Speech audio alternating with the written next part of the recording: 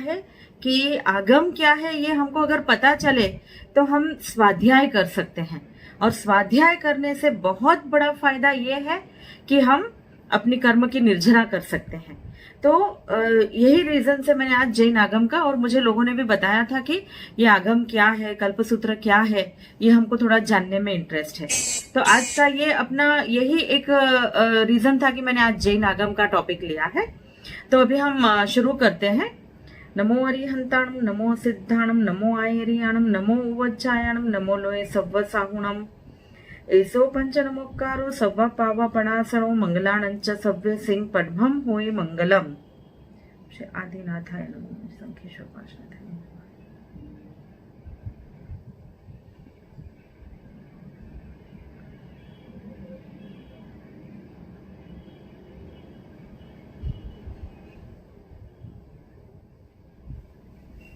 Again सबको जय जिनेन्द्र, प्रणाम, सुख सता माँ।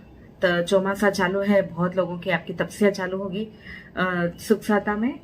आज का टॉपिक जो है जैन आगम, ये इसलिए भी इम्पोर्टेंट है क्योंकि अगर हम बच्चों को पूछेंगे, स्टूडेंट्स को, कि क्रिश्चियंस की होली बुक कौन सी है, तो तुरंत आंसर आ जाएगा। सिख लोगों की होली बुक कौन सी है, तो बोल देंगे गुरु ग्रंथ साहिब। पारसी लोगों की अवेस्टा। तो जब सबका पता है तो मैं आपको एक क्वेश्चन पूछती हूँ कि जैन की होली बुक कौन सी है, जैनों की। तो थोड़ा सोच आ जाती है कि कौन सी है। कल्पसूत्र बताएंगे बहुत लोग। तो अगर वो कल्पसूत्र आप बताते हो तो वो आंसर बिल्कुल इनकम्प्लीट है, वो आंसर राइट नहीं है, मतलब रॉन्ग नहीं है, बट वो इनकम्प्लीट आंसर है। तो इसका मतलब यह है कि हमारी होली बुक नहीं है, बुक्स है। जैसे महाभारत में गीता जो है वो हिंदू लोगों की 1 नंबर की बुक है, मतलब वो धर्म की बुक है। वैसे जैनों में एक बुक नहीं है, बट बहुत सारी बुक्स हैं। और अगर मैं आपको पूछूं तो आप डेफिनेटली बताएंगे कि 45 आगम है। श्वेतांबर परंपरा में 45 आगम बताए गए हैं। तो हम आज ये देखेंगे कि 45 आगम क्या है। पहले तो जैन आगम क्या है। आगम में अंग आगम है और दूसरा है अंग बाह्य आगम, यानी दोनों जानना बहुत जरूरी है। अंग आगम क्या है और अंग बाह्य आगम। और अंग ये आगम इतने इंपॉर्टेंट क्यों है, आगम को किसने लिखा है, आगम जो है इतने सारी बुक्स है जो स्क्रिप्चर्स हम बोलते हैं इंग्लिश में, तो वो स्क्रिप्चर्स का इम्पोर्टेंस क्या है, क्यों हम उनको हमें पढ़ना चाहिए, एक्सेट्रा, ये सारी बातें यहाँ पे आज हम डिस्कस करेंगे। तो बहुत ही इंटरेस्टिंग है। आई इंसिस्ट के बच्चे भी ज्वाइन हो सके तो हो, अदरवाइज वीडियो तो मैं डाल ही दूंगी, रिकॉर्डिंग चालू है मेरा। तो बहुत सारे लोगों को मैं धन्यवाद आज बोलना चाहती हूँ, बिकॉज बहुत अप्रिसिएशन मिल रहा है मुझे, और वीडियोस बहुत लोग देख रहे हैं, और कहाँ से मुझे कमेंट्स भी दे रहे हैं, इवन व्हाट्सएप पर भी मुझे कॉल्स आ रहे हैं। So thank you so much for supporting me in this cause. And बस मैं बहुत एंजॉय करती हूँ जब ऐसे मुझे पढ़ने का मौका मिलता है आपके बहाने से। So thank you so much for that also. Let us start the topic आगम। ओके, नाउ एक बहुत ही इंपॉर्टेंट क्वेश्चन, आगम क्या है, व्हाट आर दीज जैन आगम, स्क्रिप्चर्स, होली स्क्रिप्चर्स, क्या है ये। तो एक शॉर्ट एंड सिंपल आंसर ये होगा कि आगम में जो भी है वो ज्ञान तीर्थंकर प्रभु के मुंह से निकले हुए शब्द हैं। कैसे?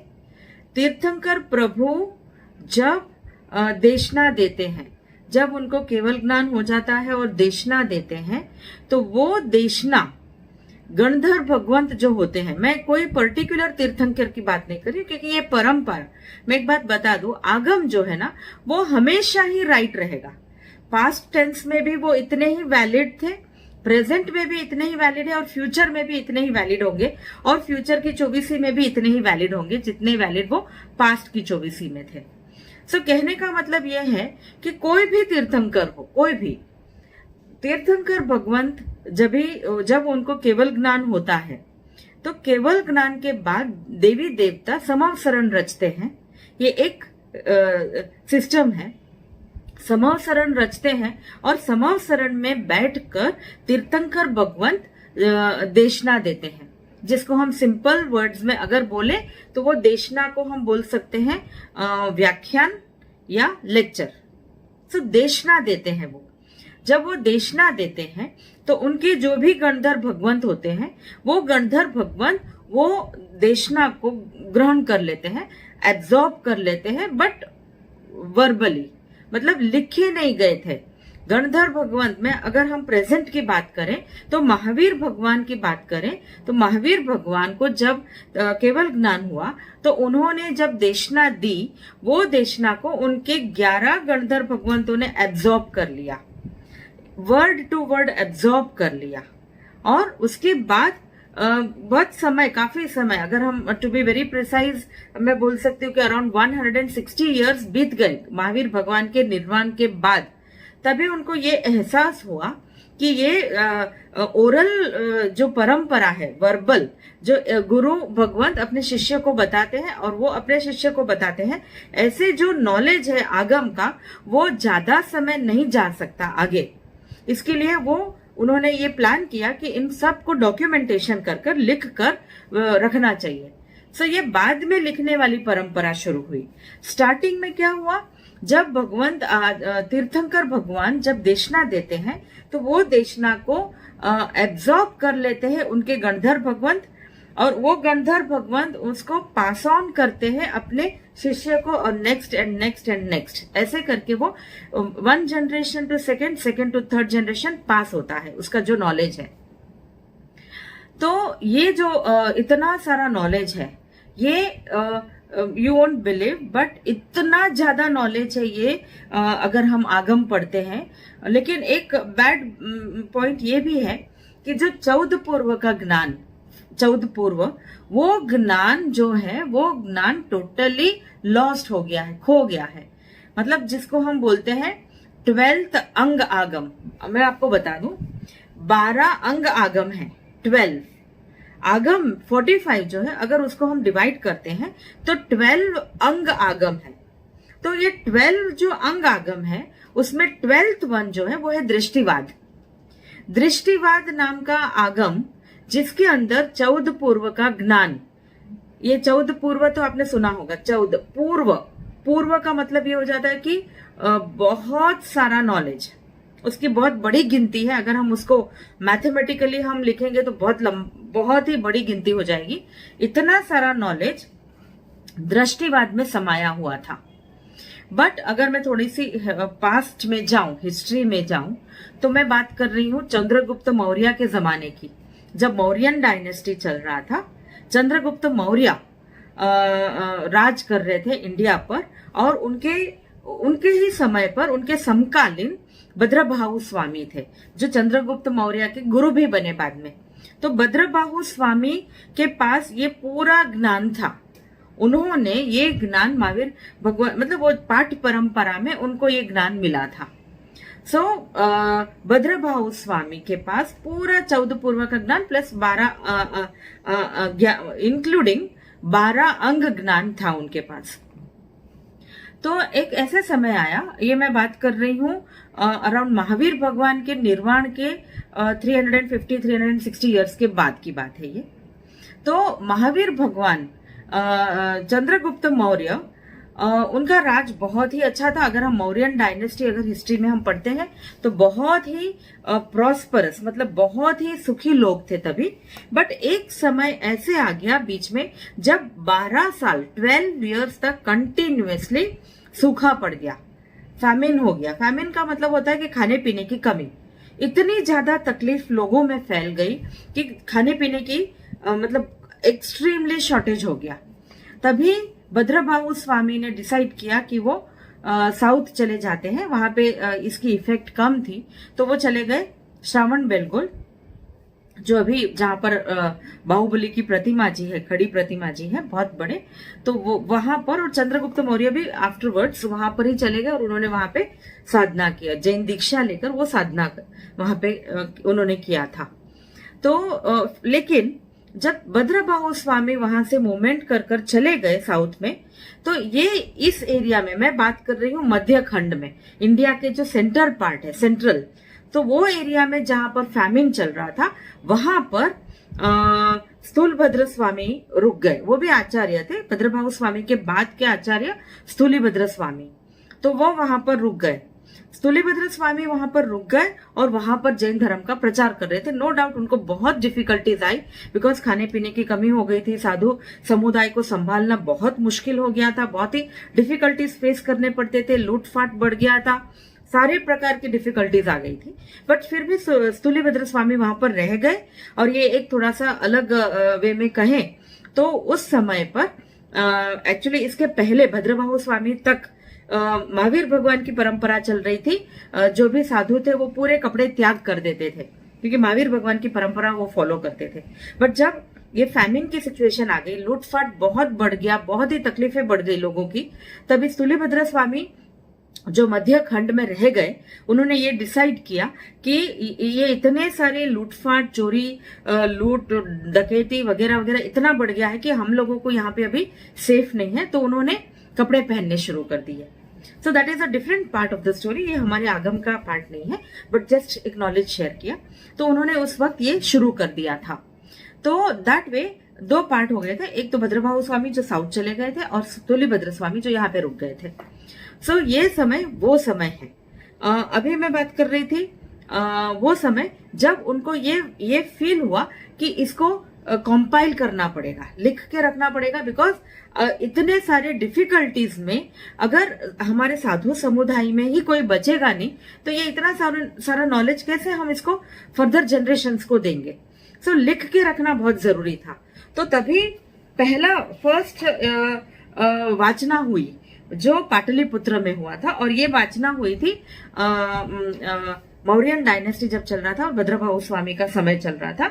तो वहां पे महावीर भगवान के निर्वाण के 160 इयर्स के बाद की बात है, जब फर्स्ट टाइम ऐसे फील हुआ कि ये सबको संभाल के रखना पड़ेगा। बट स्टिल पाटलिपुत्र के जो वाचना हुई थी महावीर भगवान के 160 इयर्स निर्वाण के बाद, वो वाचना में उन्होंने सिर्फ ये पूरा गैदर किया, नॉलेज था वो जो वर्बल पास हो रहा था उसको गैदर किया, और उसको गैदर कर कर वर्बल ही रखा, रिटर्न फॉर्म में नहीं रखा था अभी भी। ये पहली वाचना हुई। सेकेंड वाचना हुई उसके अराउंड 150 इयर्स के बाद, नहीं, हाँ 830 इयर्स के बाद, जब आचार्य स्कंदिल थे, जो गज समुदाय के हेड लीडर बन के आए थे, स्कंदिल, आचार्य स्कंदिल, उनके समय में, मतलब 830 इयर्स के बाद, जो अगर हम देखेंगे तो आज से करीब 2300, आज से करीब 1700 इयर्स पहले की बात है ये। तभी मथुरा में सेकेंड वाचना हुई, मथुरा में, और ये वाचना में वापिस उन्होंने थोड़ा सा गैदर करने की कोशिश की कि ये नॉलेज खो ना जाए। तो सारे आचार्य मिले थे आचार्य स्कंदिल के लीडरशिप में, और वो सारे आचार्य मिलकर उन्होंने ये पूरा वापस इसको गैदर किया, कंपाइल किया, बट तभी भी अगेन ओरल ही था, इट वॉज वर्बल। उसके बाद थर्ड वाचना हुई जो बहुत ही इंपॉर्टेंट वाचना थी, जो मथुरा वाचना के 150 इयर्स के बाद, यानी 453 एडी में, मतलब अगर आज से हम देखेंगे तो 2100 माइनस 450, मतलब अराउंड 1600 इयर्स बैक की बात है ये। 1600 इयर्स बैक, ये बहुत ही इंपॉर्टेंट बात है, बहुत ही अच्छी तरह से आप समझना। जब हम पालीताना जाते हैं तो पालीताना, शत्रुंजय पालीताना, तो वहां पर पालीताना से अराउंड 50 किलोमीटर पहले वल्लभीपुर नाम का एक गांव आता है। वल्लभीपुर में आदिनाथ भगवान मूल नायक है, बहुत ही पुराना तीर्थ है। जो भी पालीताना जाते हैं वो अचूक यहाँ पर भी दर्शन करते हैं वल्लभीपुर में। तो वल्लभीपुर में अगर आपने देखा है तो वल्लभीपुर के जो मेन देरासर है उसके बेसमेंट में नीचे के तरफ एक आचार्य भगवंतों का देरासर है, जिनालय है, तो जिसमें बहुत छोटे आचार्य भगवंत की प्रतिमा जी है। अगर हम काउंट करेंगे तो वो 500 आचार्य भगवंत की प्रतिमा जी है। तो ये जो 500 ऐसे यू आकार में है। आप जब भी पालीताना जाएंगे तो चौक्कस दर्शन करना, बहुत ही पुण्य वाली जगह है ये, क्योंकि ये जगह वो है वल्लभीपुर जहां पर आज से 1600 इयर्स, अराउंड 1600 इयर्स पहले जब हमारे जो लीडर थे, साधु समुदाय के लीडर थे, क्षमा श्रमण देवर्धि गणी आचार्य भगवंत, वो आचार्य भगवंत के लीडरशिप में उनको ऐसे फील हुआ कि अगर अभी कुछ किया ना जाए तो ये सारा नॉलेज खो जाएगा, कुछ भी फर्दर जनरेशंस के लिए बचेगा नहीं। क्योंकि ये तो बात पक्की है कि अभी ये जो 5वां आरा चल रहा है, वो 5वां आरा 21,000 ईयर्स का ड्यूरेशन वाला है, और छठा आरा भी 21,000 ईयर्स के ड्यूरेशन वाला है। इसका मतलब क्लियरली ये सारा नॉलेज कम से कम 21,000 ईयर्स तक, और उसके बाद 21, क्योंकि वो छठा आरा आ जाएगा, दुष्म की टाइम आ जाएगा, बहुत ही दुख वाला टाइम आ जाएगा। बट अगर आज की डेट से हम काउंट करते हैं तो 18,000 ईयर्स अभी भी 5वें आरे का बाकी है। सो इन दिस सिचुएशन अगर ये नॉलेज को गैदर कर कंपाइल कर संभाला नहीं जाए तो ये लॉस्ट हो जाएगा। ये सोचकर आचार्य भगवंत क्षमा श्रमण देवर्धि गणी के लीडरशिप में उन्होंने सारे आचार्यों को जमा किया, हर समुदाय के हर गच्छ के हर तरफ उन्होंने आमंत्रण भेजा, सारे आचार्यों को, बहुत सारे साधु साध्वी भगवंतों को वहां पर वल्लभीपुर में उन्होंने गैदर किया, जमा किया, और उन्होंने एक काउंसिल बनाया। काउंसिल मतलब एक ग्रुप बनाया जहां पर जिसको भी जितना याद है, जितना जो भी नॉलेज उनके पास है, उसको उन्होंने कंपाइल कर डॉक्यूमेंटेशन करना शुरू किया, मतलब लिखना शुरू किया, लिखकर जमा करना शुरू किया ऐसे। बट यहां तक आते आते जो 14 पूर्व का ज्ञान था, दृष्टिवाद, 12वां अंग, वो खत्म हो चुका था। तो अभी हम 11 अंग आगम को गिनते हैं। 12वें अंग आगम जो नाम है दृष्टिवाद, बट वो अंग आगम अभी प्रेजेंट नहीं है, it's not available now. So that way Vallabhipur का जो सेशन हुआ, कितने साल चला, यहाँ पे लिखा है आज नहीं, महावीर भगवान के निर्वाण के 980 इयर्स के बाद ये पूरा कॉम्पिलेशन कंप्लीट हुआ। यानी आज से महावीर भगवान के निर्वाण के 1000 साल के बाद पकड़ते हैं अराउंड। सो आज से लेकर 1600 इयर्स पहले की बात है ये। अगर हम ये गिनते हैं कि महावीर भगवान का समय आज से 2600 साल पहले, मैं कोई परफेक्ट नंबर्स नहीं बोल रही हूँ, एक अप्रोक्सीमेट नंबर्स बोल रही हूँ सो दैट याद रह जाए। सो महावीर भगवान आज से 2600 इयर्स पहले थे, करेक्ट। एंड उनके निर्वाण के 1000 इयर्स करीब अप्रोक्सीमेटली 1000 इयर्स के बाद ये कॉम्पिलेशन हुआ। ये जो नॉलेज था इसको कंपाइल कर बुक्स बना के रखा। तो ये आज से 1000 इयर्स पहले की बात है, 1600 इयर्स पहले की बात है। 1600 इयर्स पहले जो ये सब जमा किया है वो नॉलेज 45 आगम, यानी हम 45 भी, क्योंकि 45 आगम में जो बाद में लिखे गए थे वो आगम ऐड होते गए, बट मेनली 11 अंग आगम हम तक आज पहुंचे हैं।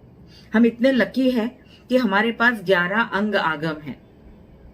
आगम क्या है आपको समझ में? आगम में अभी और थोड़ा बताती हूँ कि महावीर भगवान ने जो देशना दी, वो देशना को उनके गणधर भगवंतों ने एब्जॉर्ब किया, पूरा वर्ड टू वर्ड ले लिया। क्योंकि हम ये जानते हैं कि जो गणधर भगवंत थे वो सारे केवल ज्ञानी थे, तो उन्होंने ये ज्ञान को ग्रहण किया, जिसको हम बोलते हैं श्रुत ज्ञान।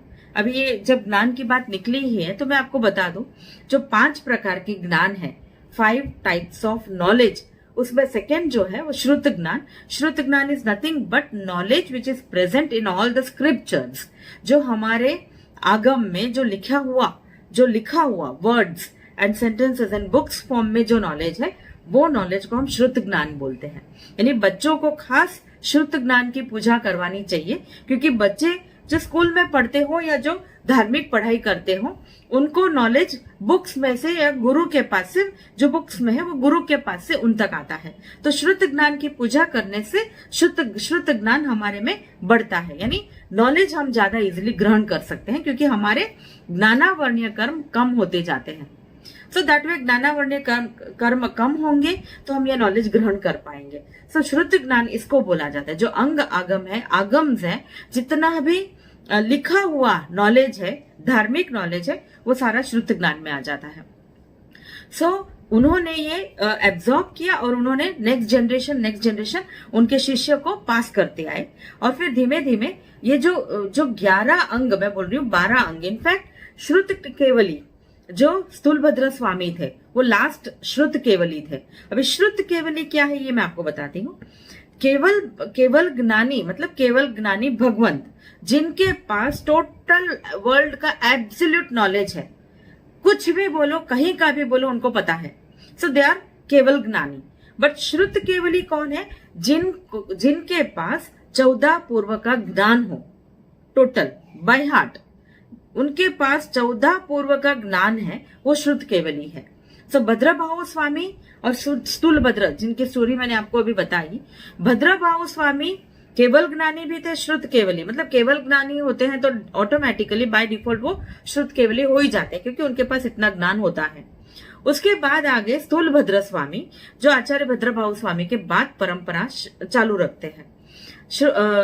स्थूलभद्र स्वामी जब ये सब जब दुकाल पड़ा, सूखा पड़ गया, ये सब जब प्रॉब्लम्स आ गई, उसके बाद भद्रभाऊ स्वामी 12 साल 12 इयर्स के बाद वो आ गए वापस मध्य खंड में, और उसके बाद वो चले गए नेपाल के तरफ और ज्यादा साधना करने के लिए।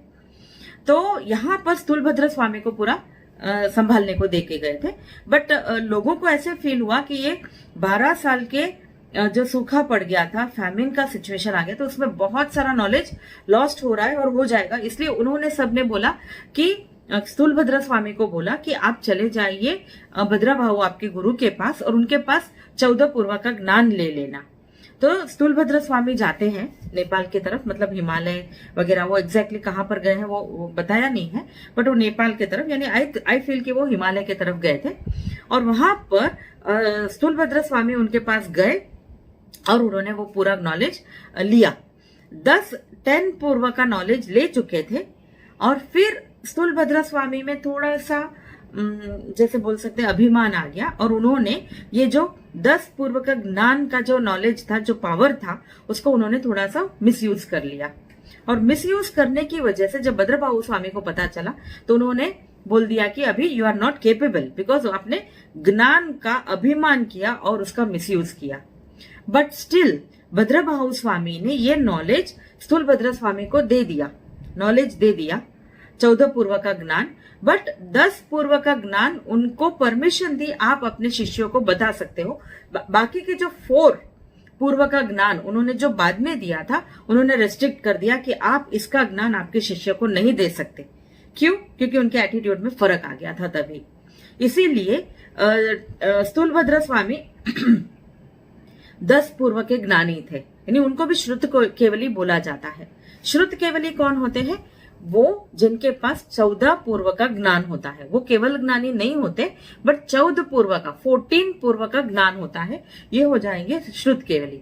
सो भद्रभाऊ स्वामी श्रुत केवली थे, और उसके बाद स्थूलभद्र स्वामी भी श्रुत केवली थे। ये दोनों ही केवल ज्ञानी नहीं थे। चले लास्ट केवल ज्ञानी जम्बू स्वामी थे। उसके बाद भद्रभाऊ स्वामी और सब ये सारे श्रुत केवली बने, उनके पास 14 पूर्व का ज्ञान था।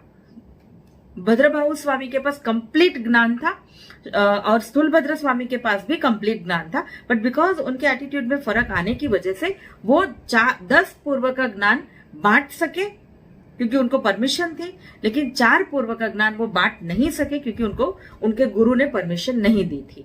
सो हम स्थूलभद्र स्वामी को भी श्रुत केवली बोल सकते हैं क्योंकि उनके पास तो नॉलेज था, वो दे नहीं सके वो अलग बात, लेकिन उनके बाद जितने भी हुए उनको स्थूलभद्र स्वामी ने 10 पूर्व का ज्ञान ही दिया। सो वो उनको भी अगर 10 पूर्व का ज्ञान कंप्लीट हो तो उनको हम शुद्ध केवली बोल सकते हैं। बट ऐसे पढ़ा है मैंने कि स्थूलभद्र स्वामी लास्ट शुद्ध केवली थे। सो दैट इज हाउ ये ज्ञान का जनरेशन टू जनरेशन पास होकर होकर हम तक पहुंचा है। हम इतने लकी है कि हमारे पास ये ज्ञान है, और हम इतने लकी है कि हमारे पास ये ज्ञान है। सी, बहुत फर्क है दोनों सेंटेंस में।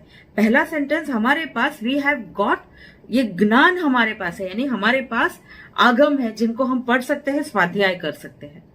और हम सेकंड सेंटेंस हमारे पास ये ज्ञान है, इसका मतलब ये हुआ कि हमको ये नॉलेज है कि अगर हम ये पढ़कर स्वाध्याय करेंगे तो हमारे कर्मों के निर्जरा बहुत फास्ट हम कर सकते हैं। So that is the second meaning of the sentence कि हमारे पास ये ज्ञान है, यानी हमको ये नॉलेज, जस्ट बिकॉज हम संगनी जीव है, हमारे पास हमको ये बात का पता है कि हम डेफिनेटली ये पढ़कर हम या स्वाध्याय कर हम निर्जरा कर सकते हैं कर्मों की। सो ये हो गई बात how it has come to us. ये और एक बात मैं बता दूं कि जो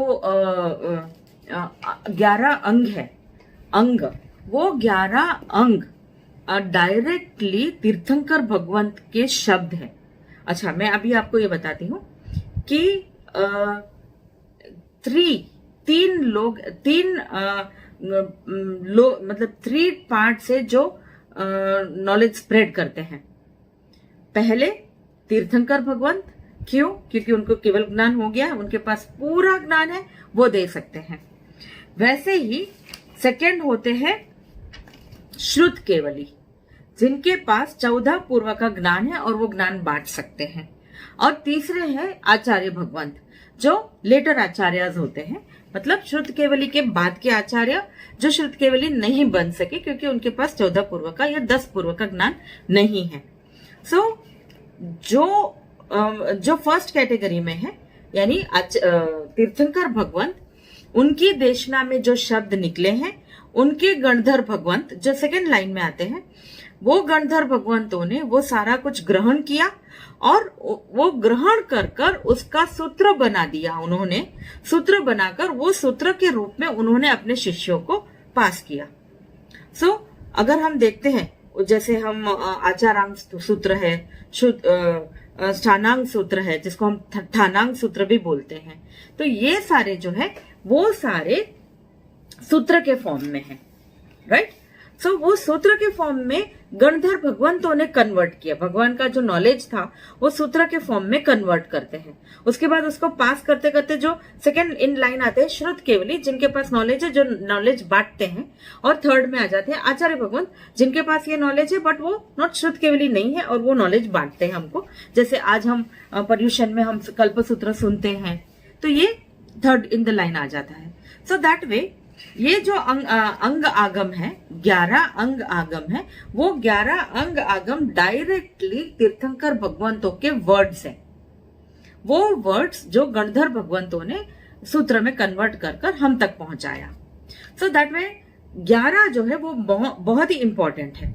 45 में से 11 ये हो गए और 11 के 34 जो बचते हैं, वो 34 जो है वो अंग बाह्य है, मतलब अंग और जैसे उपांग है।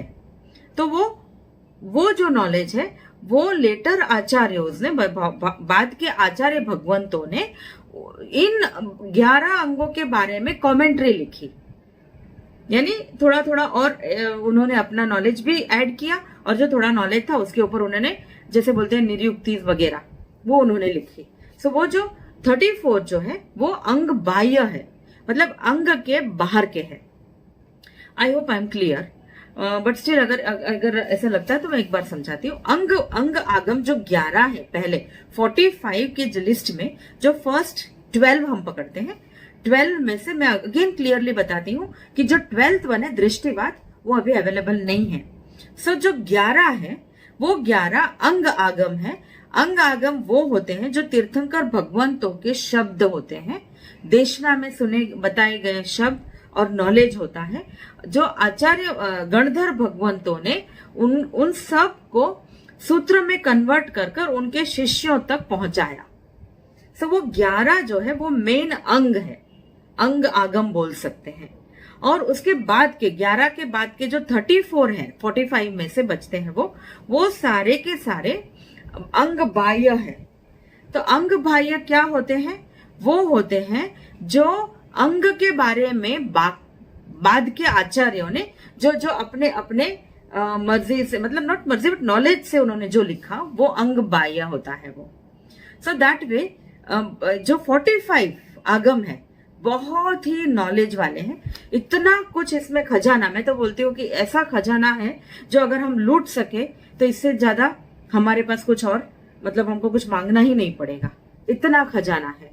तो ये सब जो नॉलेज है, ये मैं ऐसे नहीं बोलती कि महावीर भगवान के समय के, अपने पास जो लिख के आया है वो महावीर भगवान के समय का है।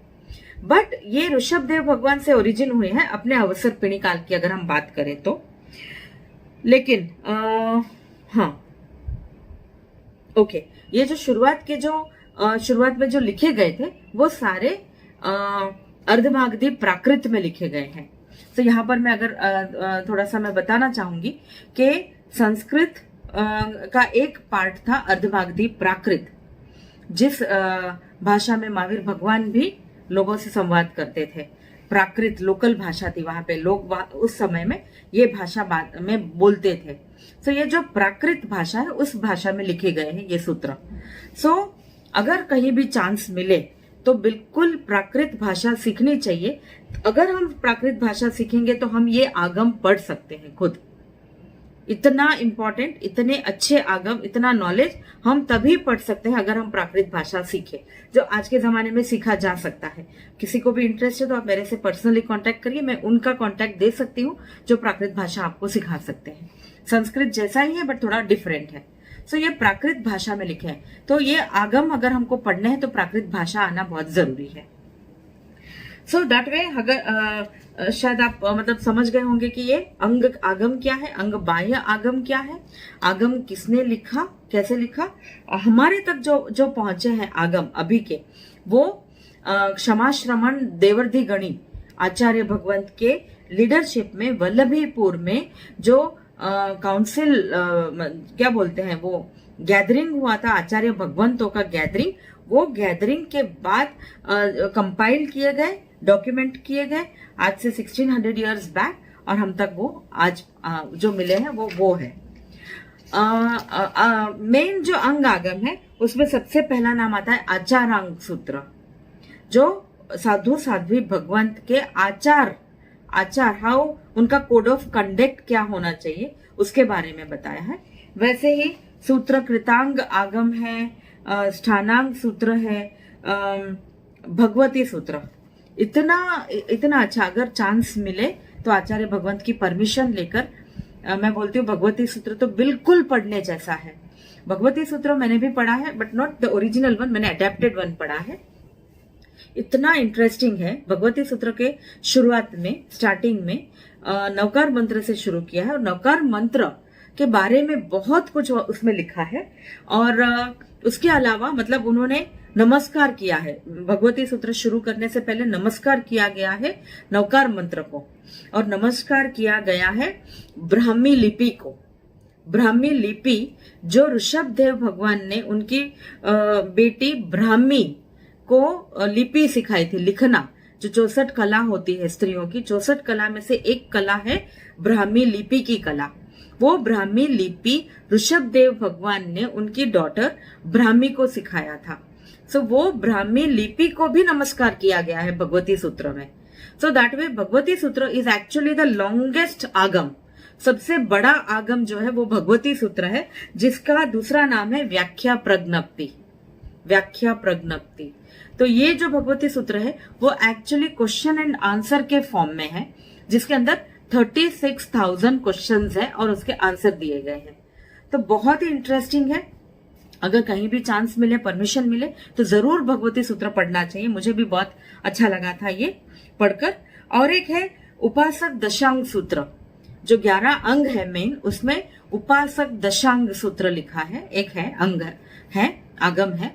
तो इसके अंदर महावीर भगवान के जो मेन 10 श्रावक थे उनके बारे में लिखा गया है। तो ये पढ़कर हमें ये ज्ञान मिलता है कि श्रावक श्राविकाओं की मेन ड्यूटी क्या होती है, उनको कैसे बिहेव करना चाहिए, उनका कोड ऑफ कंडक्ट कैसे होना चाहिए। ये इतना इंपॉर्टेंट आगम है उपासक दशांग सूत्र।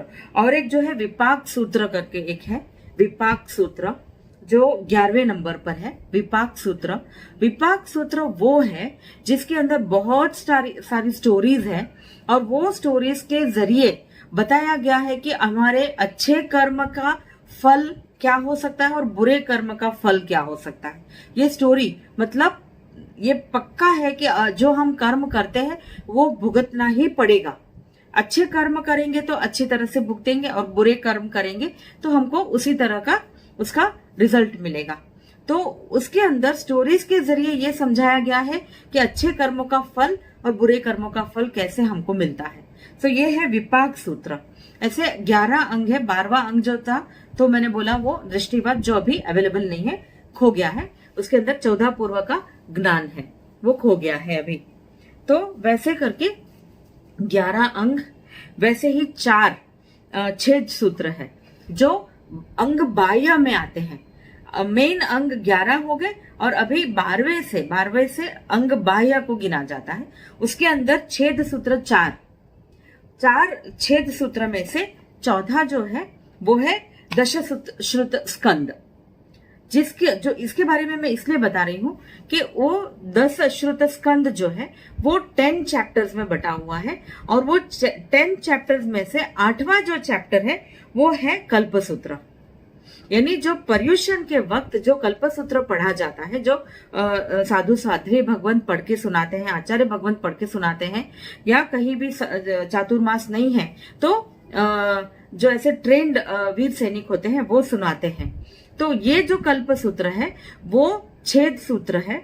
छेद सूत्र में चौथा नंबर का दश श्रुत स्कंद नाम के सूत्र में 10 चैप्टर है और उसमें से 8वां जो है वो है कल्पसूत्र। तो ये हो गया कल्पसूत्र। उसके बाद आते हैं मूल सूत्र जो 6 है या 4। ये इसमें क्या हो रहा है कि श्वेतांबर परंपरा में अलग है और दिगंबर परंपरा में अलग है, यानी नंबर में फर्क आ जाता है। सो हम उस नंबर पर ध्यान ना देकर उसके अंदर क्या ज्ञान है वो समझना बहुत जरूरी है। तो मूल सूत्र में जो है वो है उत्तराध्यायन सूत्र, एक वन ऑफ द उत्तराध्यायन। तो ये भी मैं सजेस्ट करूंगी कि अगर चांस मिले और परमिशन मिले तो उत्तराध्यायन सूत्र, एटलीस्ट ओरिजिनल सूत्र ना सही बट उसका अडेप्टेड फॉर्म, मतलब उसमें जो है उसको बहुत सारे आचार्य भगवंतों ने निरुक्ति और वगैरह वगैरह में लिखा है, तो वो भी अगर पढ़ने को मिल जाए तो बहुत ही इंपॉर्टेंट है। क्योंकि जो इम्पोर्टेंस गीता को मिला है हिंदू धर्म में या धम्मपद को मिला है बौद्ध धर्म में, उतना इम्पोर्टेंस जैन धर्म में उत्तराध्यायन सूत्र को मिला है। सो उत्तराध्यायन सूत्र भी ओके, इसके अंदर जैन प्रैक्टिसेस क्या है, जैन प्रिंसिपल्स क्या है वो समझाए, बहुत ही अच्छा है उत्तराध्यायन सूत्र। मैं आपको ये बताना चाहती हूँ कि उत्तराध्यायन सूत्र 36 चैप्टर्स में बटा हुआ है। 36, उसमें से पहला चैप्टर जो है वो विनय करके है। विनय यानी हमको कैसे रहना चाहिए, जैन धर्म हमको क्या सिखाता है, हमारा बिहेवियर कैसे हो, इसके ऊपर उत्तराध्यायन। फैंटास्टिक बुक, बहुत अच्छा नॉलेज, इतना सारा गहरा नॉलेज, तो ये बहुत ही इंटरेस्टिंग है। तो अगर चांस मिले तो डेफिनेटली उत्तराध्यायन सूत्र को भी पढ़ना चाहिए। सो दैट वे ये आगम क्या है, अंग आगम क्या है, ये सब हम जाने। और इसके अंदर इतना नॉलेज, इतना इम्पोर्टेंस क्यों है, एक बात अगर मैं आपको बोलूं तो इम्पोर्टेंस इसलिए है कि आज हम महावीर भगवान के शासन में हैं, महावीर भगवान के टाइम पर नहीं है। हम इतने लकी नहीं हैं कि महावीर भगवान के टाइम पे हमारा जन्म हुआ हो या उनकी देशना सुनने का हमको भाग्य या पुण्य मिला हो। सो अगर हम ये जितने भी आगम हैं वो अगर हम किसी आचार्य भगवान से भी सुनते हैं या पढ़ते हैं तो डेफिनेटली हम इतने लकी कहलाएंगे, क्योंकि हमको ये नॉलेज, ये जो अंदर लिखा है, ये सारे वर्ड टू वर्ड तीर्थंकर भगवान के वर्ड्स हैं। तो इसीलिए ये इम्पोर्टेंट है। चाहे हम तीर्थंकर भगवान के समय में नहीं हैं बट तीर्थंकर भगवान के शब्द, उनका नॉलेज हम तक ये आगम के रूप में पहुंचा है, इसीलिए आगम इतने इंपॉर्टेंट है। जब भी चांस मिले स्वाध्याय करिए। मैं ऐसे बोलती हूँ कि 12 प्रकार का, महावीर भगवान ने 12 टाइप्स ऑफ तप बताए हैं। हम जिसको बहुत ही नैरो माइंडेड विचार हम करते हैं, तो ऐसे लगता है कि तपस्या करनी चाहिए, उपवास करने चाहिए, वर्षी तप करने चाहिए, 28 तप करनी चाहिए, या कंपलसरी हमको रोज 24 नौकरसी करनी चाहिए। हम वहां तक सीमित रह जाते हैं। डेफिनेटली ये सब करना चाहिए। अगर हमारे में ताकत है तो 28 तप करिए, या वर्षी तप कर सकते हैं। बट अगर ये सब नहीं होता है तो महावीर भगवान ने हमको बहुत सारे रास्ते बताए हैं कर्म निर्जरा करने की, जो हम फर्दर टॉपिक्स में हम लेंगे, क्योंकि इतना इंटरेस्टिंग है और इतना इजी है। ऐसा लगता है कि अगर मैं खुद समझती हूँ कि मुझसे बड़ी तपस्या नहीं होती है, तो क्या मेरी कर्म निर्जरा नहीं होगी? नहीं, ऐसा नहीं है। तो ये जो है 12 प्रकार के तप, तो ये महावीर भगवान ने बताया कि अगर हम ये 12 में से बहुत सारे ऐसे तप है जो हम आराम से कर सकते हैं। जैसे अभी मैंने उत्तराध्यायन सूत्र का पहला चैप्टर विनय के ऊपर है। विनय मतलब रिस्पेक्ट करना। किसी भी हमारे बुजुर्ग की रिस्पेक्ट करते हैं, हमारे छोटे, हमसे जो छोटे हैं उनकी रिस्पेक्ट करते हैं, हमारे गुरु भगवंतों की रिस्पेक्ट करते हैं, ज्ञान का रिस्पेक्ट करते हैं। ये जो रिस्पेक्ट करना है, ये एक प्रकार का तप है। यानी अगर हम रिस्पेक्ट करते हैं तो हमारी कर्म की निर्जरा उतनी ही फास्ट होती है जितनी फास्ट हम अगर उपवास करते हैं या वर्षी तप करते हैं उतना है। डेफिनेटली उपवास या वर्षी तप का वजन थोड़ा पालना बढ़ जाएगा, बट ये भी हम कर्म की निर्जरा कर सकते हैं। और आपने नोट किया होगा स्टार्टिंग से ही मैंने स्वाध्याय का नाम लिया है। स्वाध्याय मतलब स्व अध्याय, खुद अध्याय करना, खुद पढ़ाई करना, खुद नॉलेज गेन करना। आचार्य भगवंत या साधु साध्वी भगवंत के व्याख्यान सुनकर हम नॉलेज गेन करते हैं और उसको हम इम्प्लीमेंट करते हैं हमारे लाइफ में। इसको हम बोलते हैं स्वाध्याय। तो स्वाध्याय भी एक प्रकार का तप है। अगर हम ऐसे रीडिंग कर नॉलेज गेन करते हैं, हमारे लाइफस्टाइल में हम फर्क ला सकते हैं, डिफरेंस ला सकते हैं, इंप्रूव कर सकते हैं, हमारी लाइफ को डेवलप कर सकते हैं, प्रोग्रेस कर सकते हैं, तो डेफिनेटली ये भी एक प्रकार का तप हो जाता है। स्वाध्याय भी एक प्रकार का तप है। यानी अगर मैं समझती हूँ कि मैं उपवास नहीं कर सकती, मैं वर्षी तप नहीं कर सकती, तो मैं स्वाध्याय तो कर ही सकती हूँ, विनय धर्म तो मैं पालन कर ही सकती हूँ। तो ये तो 2 हो गए। वैसे 12 प्रकार के, 12 में से एक अगर हम छोड़ दें तपस्या, जो उपवास वगैरह है, तो हमारे पास 11 और ऑप्शंस है। वो ऑप्शंस क्या हैं, हम उसको कैसे फॉलो कर सकते हैं, डेफिनेटली आगे के लेक्चर्स में हम ये ले लेंगे, क्योंकि इतना इंटरेस्टिंग है।